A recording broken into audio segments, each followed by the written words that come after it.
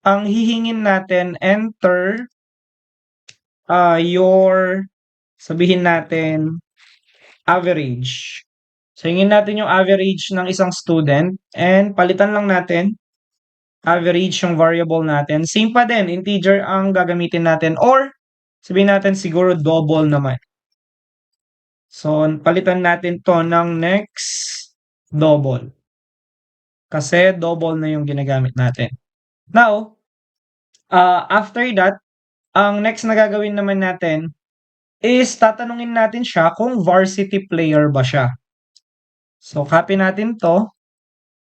Then, dito sa baba, yan. So, ask natin yung user natin kung varsity player ba siya. So, are you a varsity player? Then, kapag sinabi niya ay true, yun. So, kakaroon tayo ng true and false dito kung player ba siya or hindi.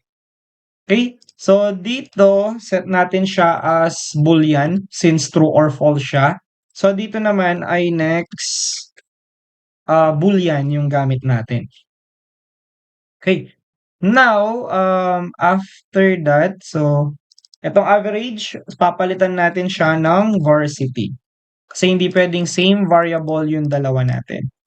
Now, after that, copy ulit natin siya. Then, i-paste natin dito. So, papalitan natin yung tanong. Tatanong naman natin kung meron ba siyang disciplinary case sa school. So, gagawin natin, do you have a disciplinary case? Yan. So, true or false ulit. So, palitan natin yung variable natin ng has case, kung meron siyang case. And then, boolean pa rin ang gagamitin natin dito. Now, eto ngayon yung mga itatanong natin sa user natin. After that, ang gagawin naman natin, i-apply na natin yung magiging ternary operator natin. Okay? So, ang ternary operator, again, gagamit tayo ng string dito. So, ang string ko dito, ang magiging variable natin will be yung result. Then, equal natin siya. So, ang gagawin natin, magkakaroon tayo ng unang opening and closing parenthesis. And then, maglalagay tayo ng extra. Sa loob ng extra na yan, ilalagay nyo yung average is greater than ba siya or equal sa 90. Okay? So again, sabi ko nga, gagamitin natin yung logical operators natin. Ito yung and, or, at saka yung not. So dito, ang unang gagawin natin is i-declare natin yung or natin. So yung symbol ng or ay ganito siya.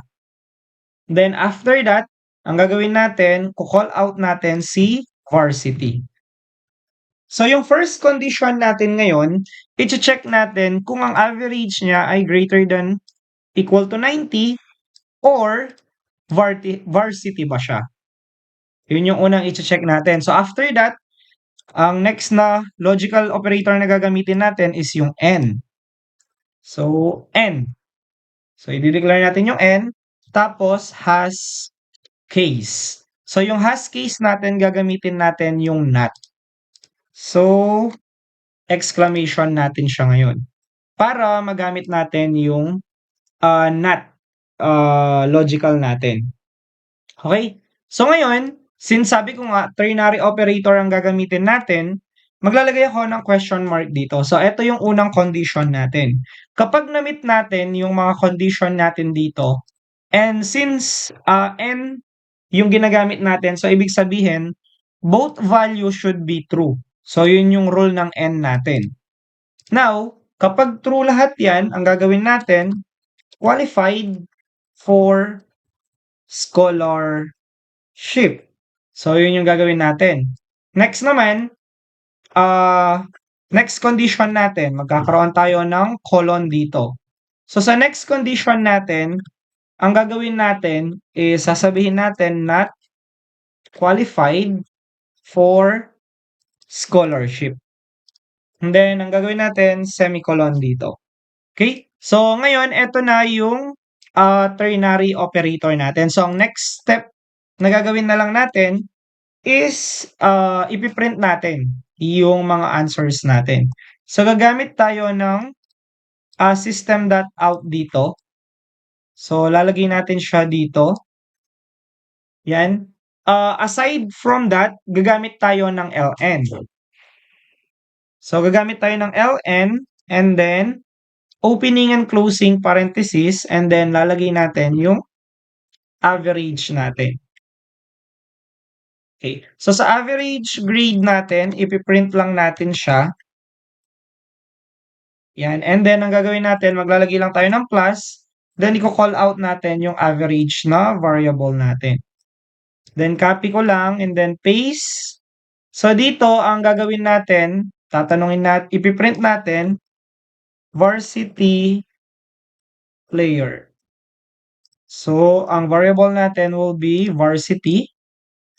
Next is, dito naman, ang ilalagay natin ay disciplinary case. Yan. Then, ang lalagay natin dito ay has case. Yan. Then, after that, ang gagawin natin ay papakita natin itong result. So, yan. So, sa result naman, lagay natin dito, result. Then, call out natin si result. So, ayan siya. So, ngayon, check natin yung magiging program natin. So, run. So, ang average natin, let's say, 80 lang siya. And then, ang varsity natin ay true. And then, ang disciplinary natin, let's say, false siya. Wala siyang disciplinary case. So, ang average grade 80, varsity true, disciplinary case false. So, yung result, qualified siya for scholarship. So, again, kapag gumagamit tayo ng logical operator, dapat alam natin yung rule nila. Ngayon, bakit nga ba qualified for scholar siya? If may false tayo dito. Kasi ang rule ng N natin, dapat yung both value are true. So, ang unang titignan nyo dito guys is etong first condition. Ang gamit niya ay OR. So, ang rule ng OR natin, at least one of them are true dapat. Since eto ay false kasi 80 lang siya, eto naman ay true. So, ibig sabihin, ang magiging overall value natin dito ay true. And then dito naman, nag-false tayo at gumamit tayo ng not. So, nag-flip siya ng value, ginawa niya ng true. So, bali ang value natin dito ay true at ang value natin dito ay true.